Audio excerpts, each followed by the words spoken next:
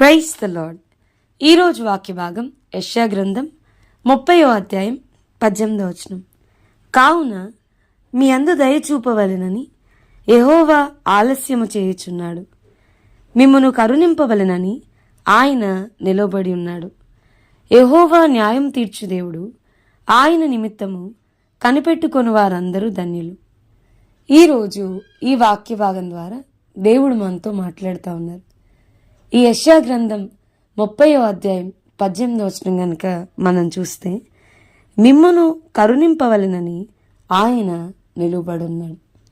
వాక్యం వింటున్న ప్రియమైన వాళ్ళారా, నన్ను అర్థం చేసుకునేవారు ఎవరు లేరు. There is none to show mercy upon మీ.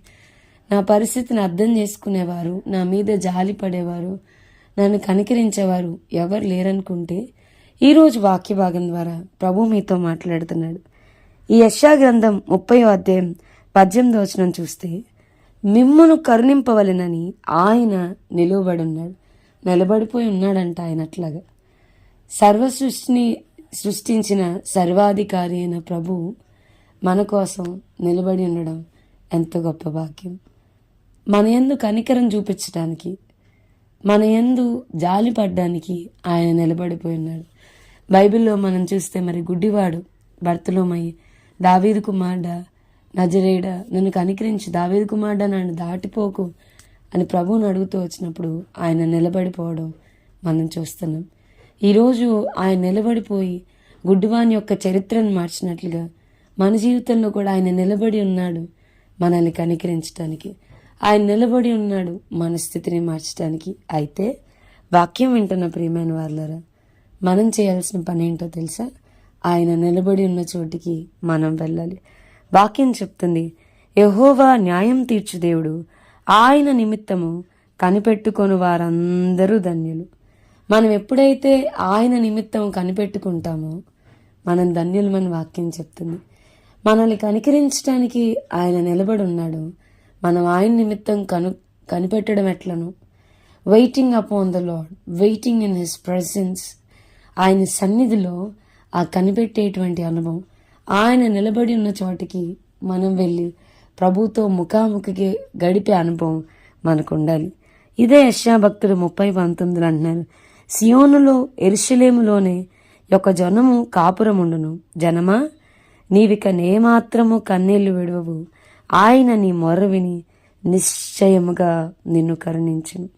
ఆయన నీ మాట వినగానే నీకు ఉత్తరం ఇచ్చు. నిన్ను కరుణించడానికి ఆయన ఇష్టపడతా ఉన్నాడు. He want to change all our situations. చాలాసార్లు ప్రభా నేను నా బాధ అంతా చెప్తా ఉన్నా, ప్రతిదీ ఇది ఇదని పిన్ టు పిన్ ప్రతిదీ ఎక్స్ప్లెయిన్ చేస్తున్నా. ఐ థాట్ దట్ వాళ్ళు అర్థం చేసుకుంటారు, వాళ్ళేం నా మీద జాలి పడతారు, నా మీద కన్సర్న్ అనేది వాళ్ళకు ఉంటుంది అని అనుకుని నేను పిన్ టు పిన్ ప్రతిదీ చెప్తున్నా. ఎవరూ జాలి పడట్లేదయ్యా, ఎవరూ అర్థం చేసుకోవట్లేదయ్యా, ఎవరూ నాకు సహాయం చేయట్లేదయ్యా అంటే నీ కొరకు ఒకరు నిలబడి చూస్తున్నారు. ఎందుకో తెలుసా? నేను కరుణించాలని, నీ మీద జాలి పడాలని. వాక్యం చెప్తుంది, ఆయన మన యందు జాలిపడు యెహోవా, the most compassionate God is. మన యందు జాలిపడి యెహోవా.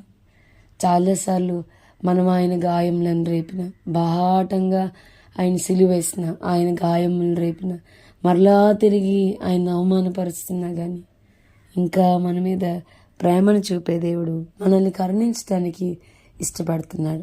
మన మీద జాలి పడడానికి ఇష్టపడుతున్నాడు. కనికరించి మన స్థితిని మార్చడానికి ఇష్టపడుతున్నాడు. సో ఆయన సన్నిధిలో ఆయన నిలబడి ఉన్న స్థలానికి మనం వెళ్ళి ఆయన కొరకు కనిపెట్టుకున్న భాగ్యం ప్రభు మనందరికీ దయచేయను గాక.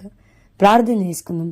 ప్రభు, ఈరోజు వాక్య భాగం ద్వారా మీరు మాతో మాట్లాడినందుకు వందనాలు. వాక్యం విన్న మా ప్రియులైన వారిని అందరినీ దీవించి ఆశీర్వదించమని యేసు నామమున అడిగి వేడుకొంచున్నాం తండ్రి. Amen. God bless you and have a blessed day.